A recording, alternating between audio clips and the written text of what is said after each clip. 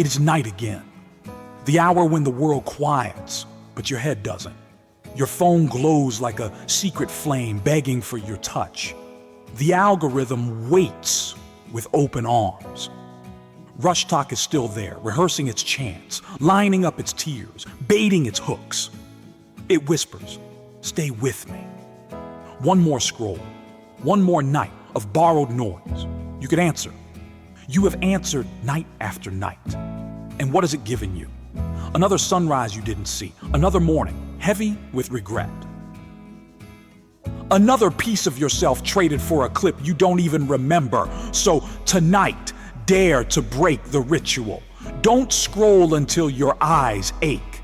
Don't offer your midnight as tribute to a feed that will forget you tomorrow.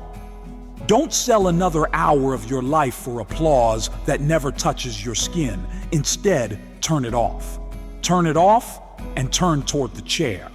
At first, your body resists. The silence feels unnatural, like a wound uncovered. You'll feel the pull, a phantom vibration, the itch to check what you're missing. You'll hear the whispers in your head. What if I'm left behind? What if they forget me? What if I'm invisible? But stay. Stay in the silence long enough, and it will show you something the noise never could.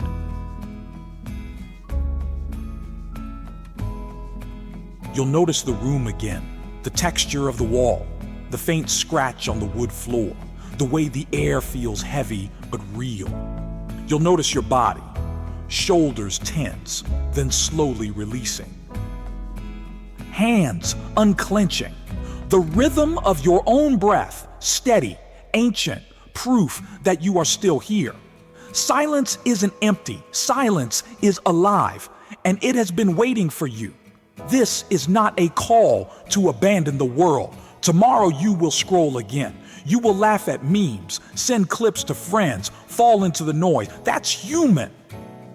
But now you know something different. You know the chair exists. One place that doesn't demand, one place that doesn't perform. One place where you can sit and remember you are not just content for someone else's feed, you are a life. Think of the rebellion in that. 1 minute of silence against a machine designed to steal every second. One breath of stillness against a culture that profits from your exhaustion. One choice to meet yourself when the world is begging you to vanish into noise. The chair is not just furniture, it is an altar. A place where you lay down the lie that you are not enough. A place where you remember that presence is the rarest form of power. And once you sit here, even for a song's length, you'll realize the algorithm never owned you. It only rented your attention, but your soul was always yours. So here is the challenge. Not a lecture, not an order, just an invitation. Tonight, before you sleep, sit in silence for the length of one song. Let the chair hold you. Let the silence breathe through you. You don't have to heal your whole life. You just have to be here for one honest minute. Do it again tomorrow, and again the next night. Not perfectly, not forever, just enough to remember. You are not lost. You are returning.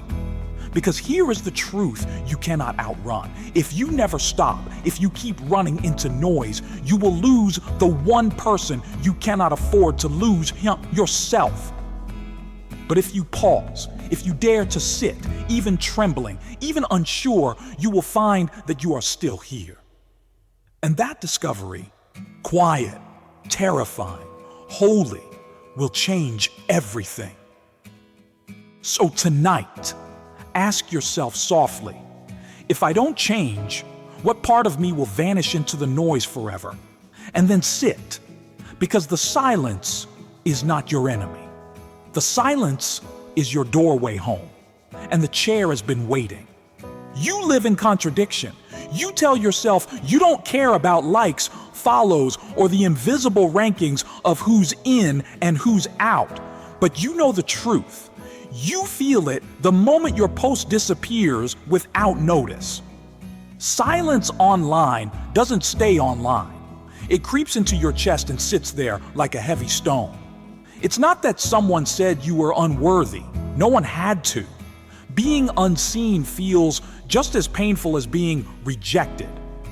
If you're honest, you felt it more than once. Maybe it was when your carefully chosen photo got only a few likes. Maybe it was when you posted something vulnerable and the world scrolled past without pausing.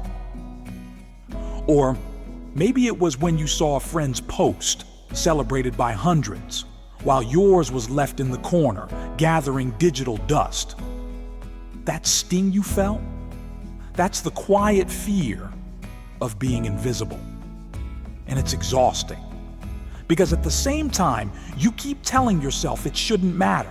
You say things like, I don't care what people think.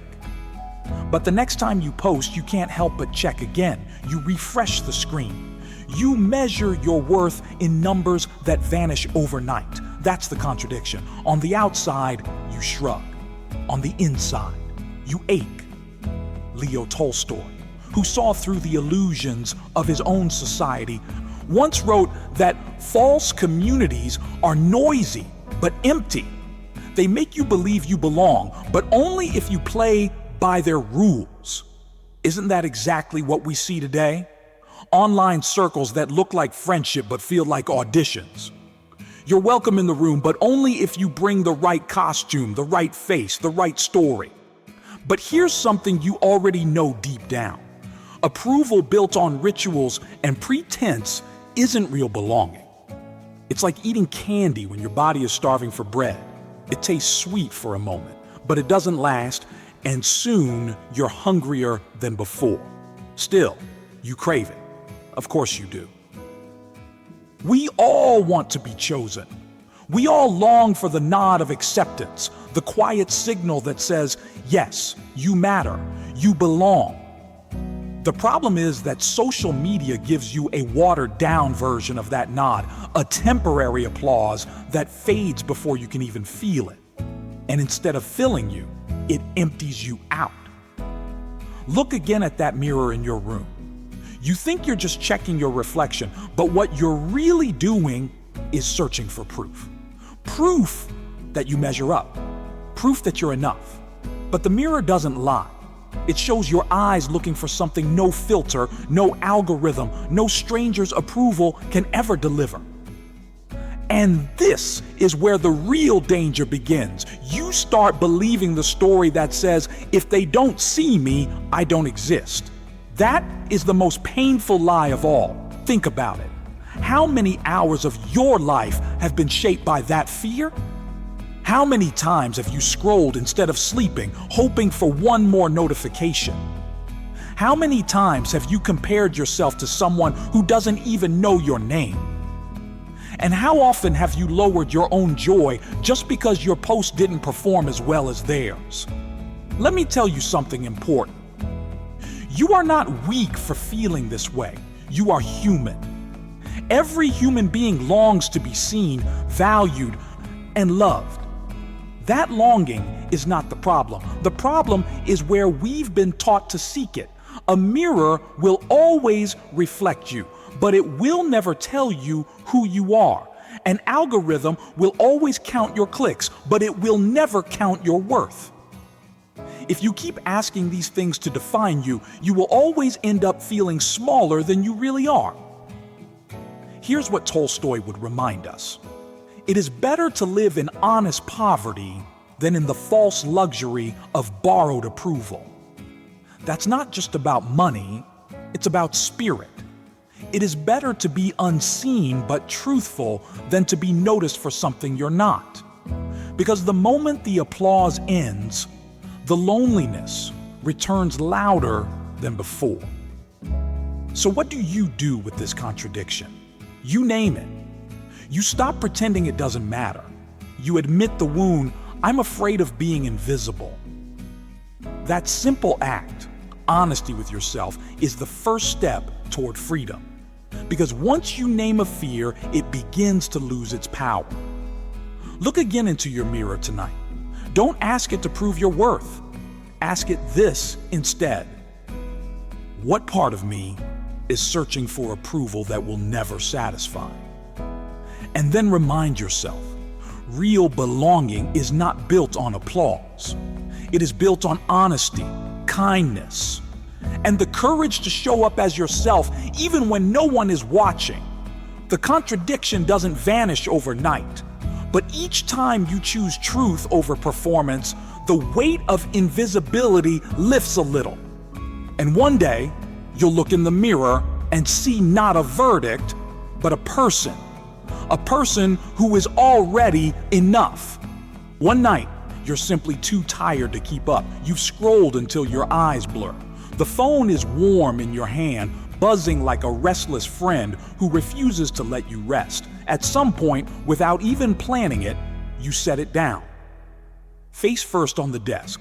Just like that, the noise stops. The room is quiet again. The silence feels strange at first. You're used to the constant hum of voices, images, opinions, but in this moment, there is only the sound of your own breathing. And then, almost by accident, you look up.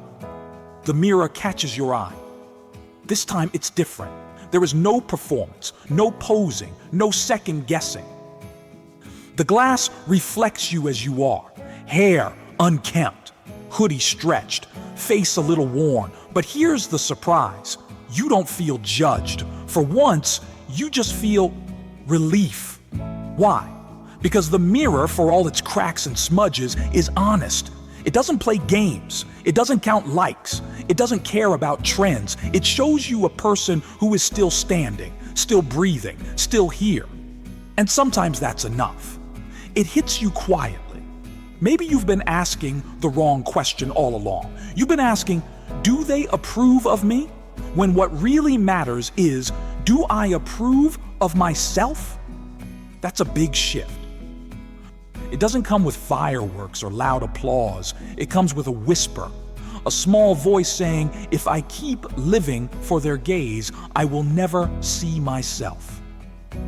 Think about how powerful that realization is. You don't have to stop caring about others. You don't have to quit social media tomorrow. But you do have a choice to stop giving away your entire self-worth to strangers who may not even think of you twice. And here's the truth. You can't control how many people notice you, but you can control the way you see yourself. That freedom belongs to you, always. Leo Tolstoy believed that truth begins where vanity ends. What does that mean for you? It means that the moment you let go of performing, you open the door to something better. Authenticity. You begin to build a life that doesn't need constant approval to survive. It's like walking into a noisy party and suddenly realizing you don't need to compete for attention. You can just enjoy the company of the people who matter. You can choose peace over performance.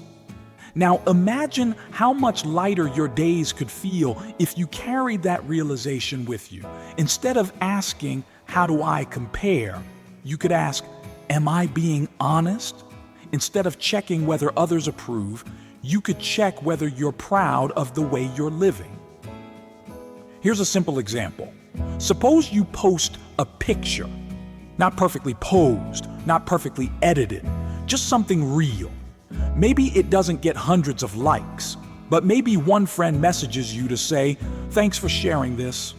I needed it. Which moment will you remember longer? The temporary applause or the real connection? This is the shift from chasing numbers to cherishing meaning, from mirrors that don't belong to you to one mirror that reflects who you truly are. And here's the warning. If you don't change, if you keep chasing approval, something deeper is at risk. You risk losing yourself. That's the crack in the soul. The moment you realize that your reflection no longer looks like you, it looks like a stranger designed by everyone else's expectations. But you don't have to go that far. You can stop now. You can choose to see yourself honestly with compassion instead of judgment. Tonight, as you stand before the mirror, notice the crack, notice the smudge. Don't see them as flaws. See them as reminders that perfection was never the goal. Honesty was. And maybe, just maybe, the greatest relief of all is knowing that you don't have to keep auditioning. You're already on the stage of your own life. The only approval you truly need is the one you give yourself. That's the quiet realization.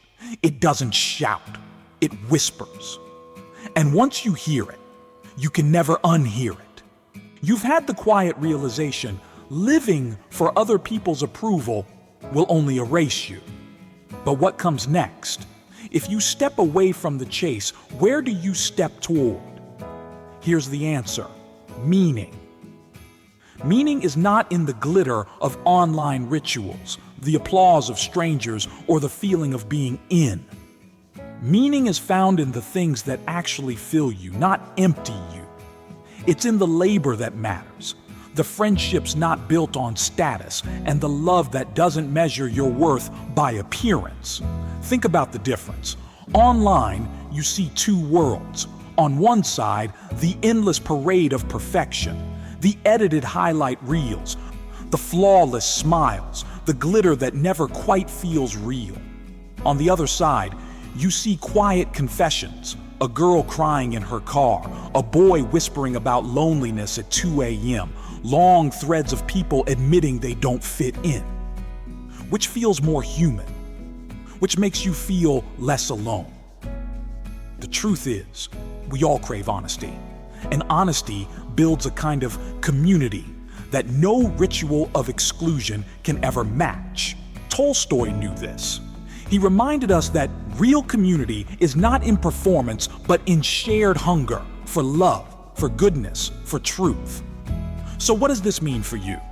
It means you can decide right now to live for truth instead of applause. That choice doesn't have to be grand. It begins in the smallest acts. For example, posting something not because it will get attention, but because it's real. Or texting a friend just to say you're thinking of them, not because you'll get anything back, but because connection matters. Or choosing to spend an evening cooking, writing, or walking outside instead of chasing another hour of scrolling. Each of these acts is unglamorous. None of them will go viral. But they give you something far more important than applause. They give you meaning. Think of someone in your life who accepts you without conditions. Maybe it's a close friend, maybe a sibling, maybe even someone you only talk to once in a while. That person doesn't need you to perform. They don't tally your worth in numbers. When you are with them, you can breathe. That's what real belonging feels like. Now imagine being that kind of person for yourself. Imagine meeting your own reflection in the mirror, not as an accuser, but as a friend. Every time you pass that mirror, you could ask, am I living for truth or for approval? That simple question could change everything. Here's why. When you start to live for truth, life begins to feel lighter. You stop rehearsing a role you don't believe in. You stop spending all your energy trying to impress people who aren't even watching. Instead, you direct that energy towards something that matters, building skills, caring for others, creating beauty, or simply living with dignity. And here's something surprising. Once you stop chasing approval, the connections you build become stronger. Why? Because they're based on honesty, not performance. People can sense authenticity. They are drawn to it. When you show up as yourself, you give others permission to do the same. The mirror that once accused you becomes a reminder. It no longer reflects only cracks and smudges. It reflects courage. It reflects the quiet dignity of someone choosing truth over pretense. This is the existential turn. Realizing that your life is not meant to be a stage for endless auditions. It is meant to be lived with meaning. You get to decide what that meaning looks like. You get to choose what values to build on. And once you do, you begin to see yourself differently. Yes, the parade of perfection will still exist. Yes, the rituals of status will still glitter in front of you, but you won't need them. You'll have something they can't give, an inner steadiness. And that steadiness doesn't just stay inside. It shows up in how you live. It shows up in your kindness, in your patience, in the way you carry yourself without constantly checking who's watching. When you live for truth, even the smallest acts carry weight. A smile you give without expecting anything back, a task you complete with care, a word of encouragement you share at the right moment. These are the things that will outlast likes and trends. So the next time you see your reflection, remember this. The mirror isn't asking you to be perfect, it's asking you to be honest. And when you choose honesty, you choose meaning. That choice may not give you applause, but it will give you something far better. A life that feels worth living. By now you see it. Chasing applause is a dead end. But what does it actually look like to live differently? How do you take this big realization and bring it down into the small details of daily life? The answer is simple. You shift your gaze. Instead of asking, who's watching me? You begin asking, am I living honestly? And that shift shows up in the tiniest choices. Take texting, for example. How often do you wait for the right moment to reach out to someone? You think, I'll wait until I have something interesting to say. I'll wait until they reach out first. But honesty doesn't wait. It acts. Imagine sending a simple message right now. Hey, I thought of you today. That small act costs nothing, but it builds something real, connection. Or think about posting online. You don't have to quit social media, but you can post with a new intention. Instead of curating something perfect, try sharing something honest. Maybe it's a messy kitchen after baking with your younger brother. Maybe it's a photo of a walk you took when you were feeling low.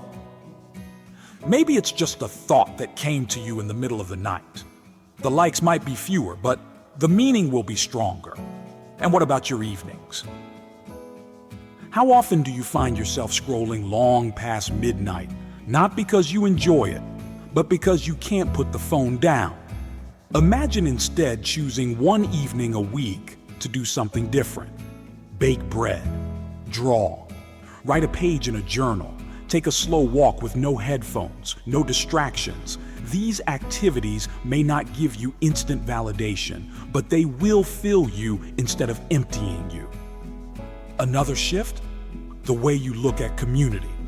Online circles can feel like belonging, but they're often just rituals of exclusion, designed to show who's in and who's out. What if you chose to invest in spaces where worth isn't measured?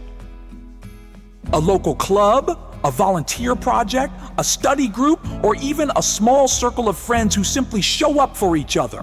Those are the communities that feed you. Of course, it's not easy. The pull of approval is strong. The ritual of comparison is addictive. But here's the risk. If you keep feeding it, you will starve your soul. You'll keep asking mirrors and algorithms to tell you who you are, and they will always leave you hungrier. So ask yourself, what's at stake if I don't change? The answer is sobering. You risk losing your own voice in the noise of the crowd. You risk becoming a stranger to yourself. You risk reaching for applause while missing the relationships that actually matter. Now here's the hopeful side. The moment you choose differently, even once, you begin to reclaim yourself. Each small, honest act is a vote for a life that matters. Each time you text without waiting, each time you share something real, each time you choose presence over performance, you strengthen your sense of worth. And people notice, not because you're performing, but because authenticity is magnetic. When you stop trying to impress, you give others permission to relax too. Your honesty becomes a gift, not only to yourself, but to everyone around you. Think of it this way. Applause fades quickly, but meaning lingers. A viral post may last a week, but a simple act of kindness, a word of encouragement, a smile at the right time, a friend who knows you're there, can last for years. Tolstoy said that greatness comes only with simplicity, goodness, and truth. You don't have to be famous, flawless, or perfect to live a great life. You only have to live honestly, one choice at a time. So the next time you're tempted to measure your day by likes or comments, pause. Ask yourself instead, did I live in a way that was true to me? Did I give something honest, even if no one applauded? If the answer is yes, that's more than enough. Remember, life isn't about proving your worth to the crowd. It's about living in a way that you can respect when you look in the mirror at night. That's the reflection that matters. So here you are. You've seen the pattern. You've felt the weight of invisibility. You've had the quiet realization that applause cannot define you. And you've glimpsed a new path, a life built on truth, simplicity, and meaning. Now comes the most important part. What will you do with it?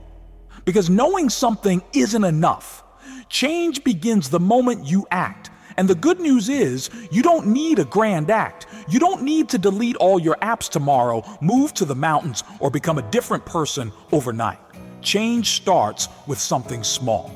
Here's one practice. Tonight, before you sleep, stand in front of the mirror.